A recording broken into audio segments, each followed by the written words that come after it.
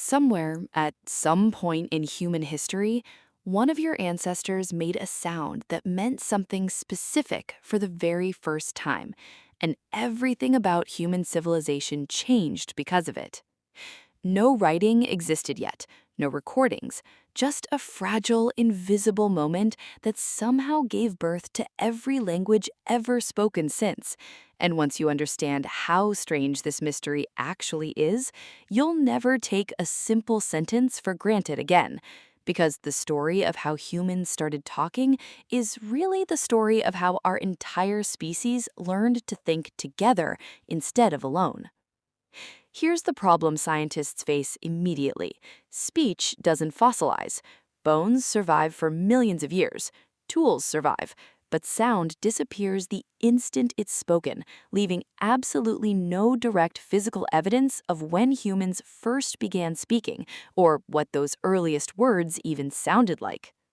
This single fact makes the origin of language one of the most difficult mysteries in all of science, and it's exactly why the topic was so controversial that in 1866, an entire academic society in Paris officially banned further research into it, declaring the question essentially unanswerable with the evidence available at the time.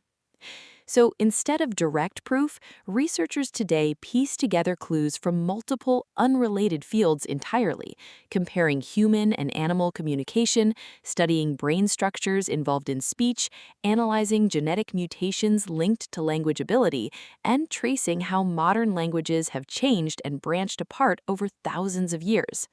Even today, with all our advanced tools, no scientist has been able to point to a single definitive answer. What we have instead is a set of complementary, competing explanations, each capturing a piece of a puzzle that may never be fully completed. In the 19th century, a linguist named Max Mueller cataloged the leading theories of his time, and some of them have wonderfully strange names. The bow wow theory suggested humans first started imitating the sounds of animals and nature around them, and words gradually formed from those imitations. The poo-poo theory proposed something almost the opposite, that language began from natural emotional outbursts, like cries of pain, surprise, or pleasure, which slowly evolved into structured words. There was even a ding-dong theory suggesting objects naturally resonated with certain sounds, and humans echoed that resonance in the words they created.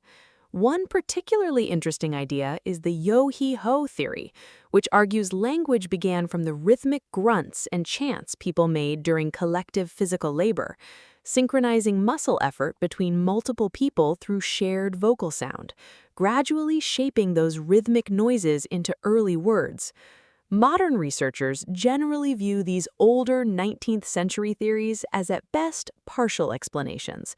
They might explain where a handful of specific words came from, but they completely fail to explain the far more difficult puzzle: grammar. Simple word imitation doesn't explain how humans developed the ability to combine words into infinite new sentences, expressing abstract ideas that have never been expressed before in human history. This is where modern linguistics splits into two major competing camps. Continuity theories argue language must have evolved gradually, building up slowly from simpler communication systems already present in our primate ancestors, similar to how walking upright evolved gradually rather than appearing overnight. Discontinuity theories argue the opposite, that human language is so fundamentally different from anything found in the animal kingdom that it likely emerged suddenly, possibly from a single genetic mutation in one early human, which then spread through the population over generations. Neither camp has definitively won this debate. Both continue to be actively researched today, using tools the 19th century linguists never had access to, including brain imaging technology and genetic sequencing. There's also an ongoing debate about whether language emerged just once, in one specific location, or independently in multiple different places. The monogenesis theory, sometimes called the out-of-Africa theory, argues that early humans developed one single original language in Africa, which then evolved and branched apart as populations migrated outward across the globe. Every language spoken today, in this view, would trace back to that one shared ancestral tongue. The competing polygenesis theory argues that early human populations may have developed language independently in multiple different locations without any single shared origin point at all.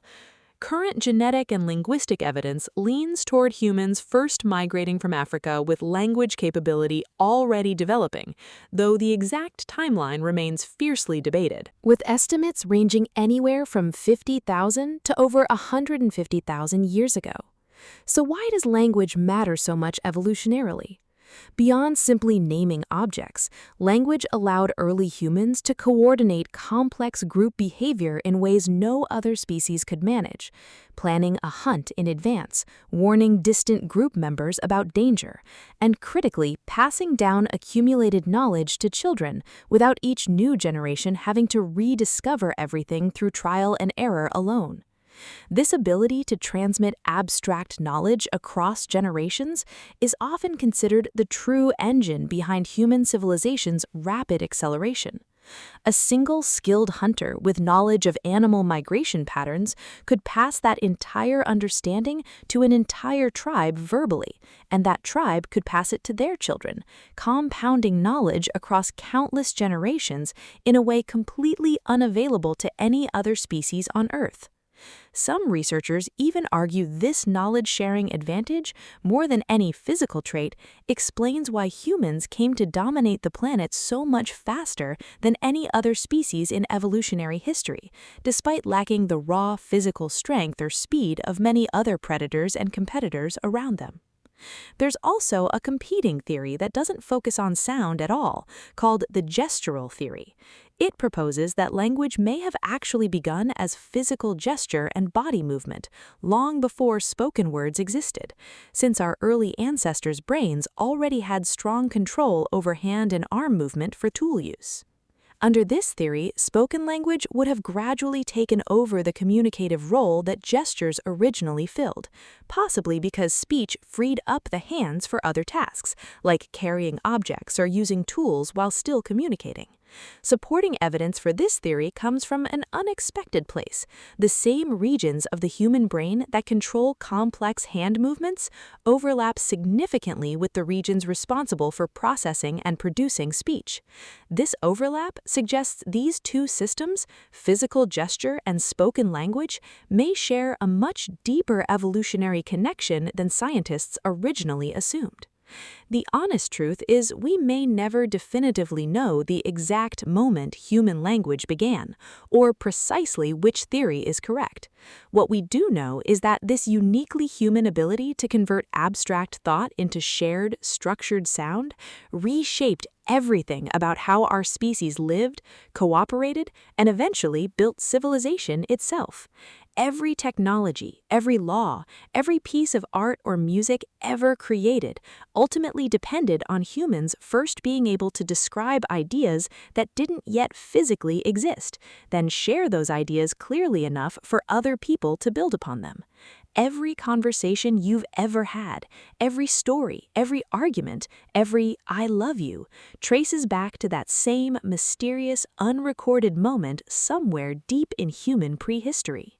If this made you think differently about something as simple as a sentence, subscribe. There's a lot more about the hidden origins of everyday things still worth exploring.